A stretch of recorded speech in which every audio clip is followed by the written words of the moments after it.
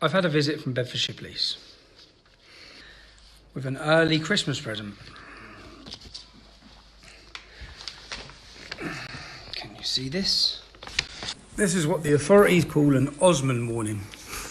The reason it's called an Osman warning, it's a warning when the police have intelligence that someone is planning to seriously hurt you. So this is Osman versus the United Kingdom, Bedfordshire Police. Name, Stephen Christopher Lennon. That's me. I am PC from Bedfordshire Police. I must inform you that you are not under arrest or under caution. That's a start. I'm in to inform you that we have received information that your well-being may be in danger. This relates to left-wing activists having sourced your home address and are threatening to attend and cause criminal acts of violence. I believe you are personally aware of that, and the situation may have risen as a result of your business activities and lifestyles. No, it's arisen as a result of my political beliefs. This is political targeting of opponents with threats of violence. I must advise you to take appropriate measures to ensure your safety, but warn you that this does not entitle you to break the law. Anyone sitting in America, what that basically means is we're not allowed a weapon to defend ourselves. We have to sit like sitting ducks with our family, waiting for people to come and commit acts of violence against us. If you feel you need police assistance, I'm able to put you in touch with experienced officers who can advise you. Well, Bedfordshire Police, I have given you countless and numerous amounts of evidence to show you who is threatening me, who is promoting acts of violence against me, and you've not once ever arrested one single person. So your experienced officers are fucking useless. We may be in a position to offer you proportionate protection. Just for the record, so that everyone can see, I have asked the police countless times for a panic button to be put in my family's home. So that, say for example, when I'm not home, or even if I am home, if people come to this address, then my family have a button that they can press, which, guess what?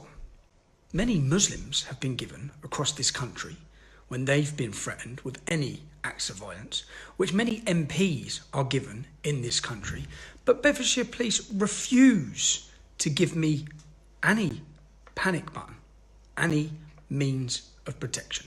So for the record, I want that on the record. Because the next thing is that anyone, this is your Osman warning, this is the 7th, possibly 8th warning I've had like this against threats to my life. It's a week until Christmas. And as I told the police, which I'll tell everyone, if anyone comes near my family's home, I will take that as a direct threat to the well-being and the safety of my wife and my children. And I will act as any father or husband would act to protect. That is what the police want. Because, as I said, again, if you feel, do you know the only problem? I've just spent a week. I've just been out to visit Geert Wilders from Holland, who is a lead politician there. They are the second largest party. His campaign slogan is Stop Islam. He has to have 16 bodyguards, armed bodyguards. When we turned up to meet him, when we were getting near the hotel, I saw men with earpieces on in all the surrounding roads watching out.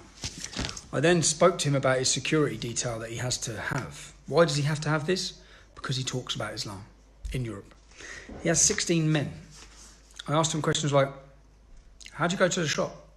How'd you go get a pint of milk? I can't. I can. My security have to arrange it. They have to check the streets. They have to plan routes, exit routes, escape routes. He said that if he goes on holiday with his wife and he's swimming in the sea, he has to have the bodyguards have to be swimming in the sea as well, within meters of distance of him. Now, I wouldn't like to live like that. But the reality is, people want to kill me. And people have already been imprisoned for planning to. And I don't feel I have any protection from the British state or the British authorities. And that's the other thing where I sit and think the only way that I would have that is if I was an elected MP. If I was a politician, they would be forced to protect me. Currently, I've met other friends. I have other friends in Europe. Lars Hedegaard in Denmark, who when I went to meet him, he has 24-hour round-the-clock armed protection because of the threats against him from Muslims in Europe. I'd say I'm up there as big a target as any of them. Now, what this does, which just pisses me off, is this relates to left-wing activists. Some of you may have seen what happened last week. Mum, that's my mum ringing me because she's obviously just seen this. So, Mum, I'll ring you when I finish in 10 minutes. What this does, these left-wing activists, who are supported by the Labour Party, by Momentum, who are part of an organisation that's linked with Tell Mama, government-funded organisations, all of these groups are interlinked, and their job is to silence and stop anyone speaking out like ourselves. And this never has the effect that I think they wish for it to have, which is to scare you or silence you. It just has the fucking opposite effect for me. So, in fact, I have every single detail of every one of these left-wing activists.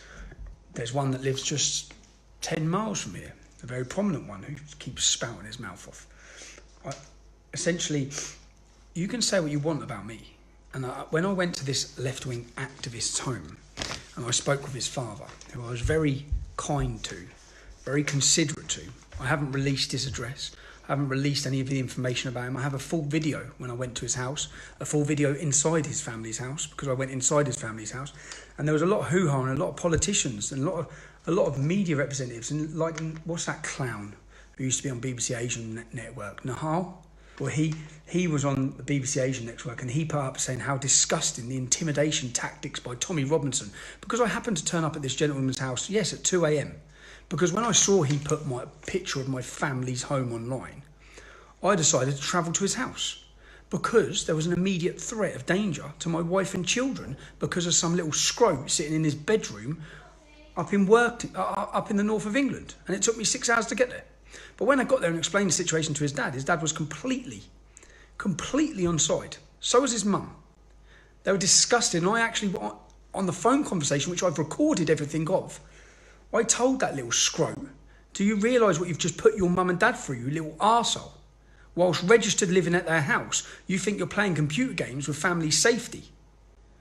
Now, if you want to, as I said, I have no problems with anyone criticising me. Say what you want about me, but endanger my wife, my children, yeah, there's nothing that's going to stop me.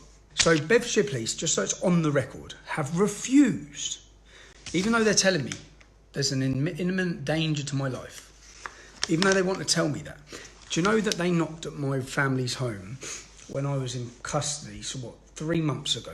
They knocked at my wife's home and they gave her one of these that specifically told her that someone was planning to throw acid in her face. They knocked at my mum's house at the same time and they gave her one of these that specifically told her people were planning to throw acid in her face. But no panic button. Seems strange, doesn't it? Everyone else gets them. In fact, people have got them for nothing, really. People with domestic issues get panic buttons to the police. Grasses and informants get panic buttons to the police.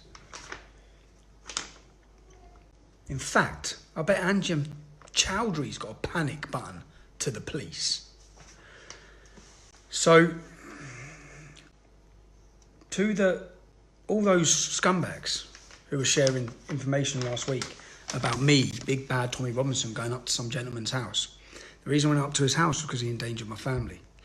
If you speak to his mum and his dad, I was very kind and very nice and explained the situation that my family faced at that present time. And in fact, they face now.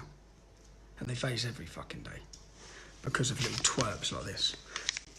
The only way I'd guarantee long-term survival in this, what should we say, political arena? Is that what you call it in Britain? Where if you talk about Islam, they want to kill you? Then the only way to, I'd say, would be to involve in politics. In fact, the only solution really is involved in politics. So, to anyone even contemplating turn up at my house, I'm well ready to defend my family at any moment.